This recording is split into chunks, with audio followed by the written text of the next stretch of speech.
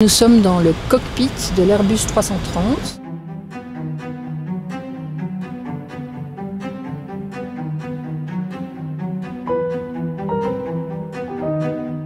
Nous avons un Airbus 330 qui est le type d'avion sur lequel je vole. Il fait 60 mètres de long sur 60 mètres de large si on prend le bout de l'aile gauche jusqu'au bout de l'aile droite. On a 2 roues de nez et 8 roues principales pour pouvoir se poser.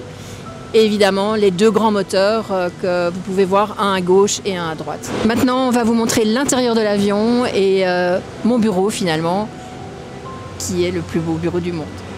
Voilà.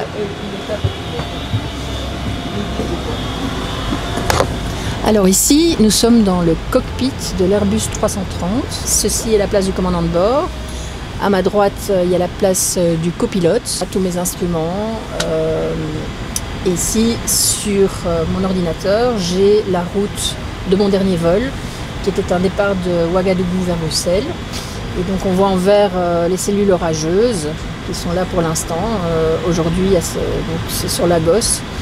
Et en jaune ici, on voit la route pour rentrer sur Bruxelles. Il faut savoir que c'est un métier qui est très procédurier. On est 2, donc il y en a toujours un normalement pour rattraper l'autre. Et on a des checklists, on est formé pour éviter l'erreur. Alors il faut savoir qu'un pilote, il va d'un point A à un point B, souvent les mêmes destinations. Donc j'ai envie de dire que personnellement, je n'ai pas de destination préférée parce que finalement, c'est le voyage qui compte. Pour décoller, le principe, c'est de tenir son stick et quand la vitesse est la bonne, on tire dans le stick pour que l'avion monte. À l'inverse, si on doit descendre, on pousse dedans.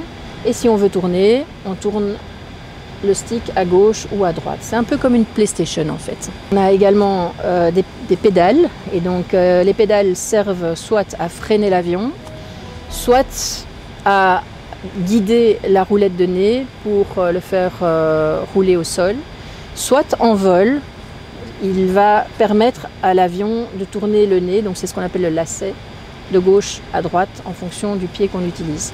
Ici, on a les manettes de gaz.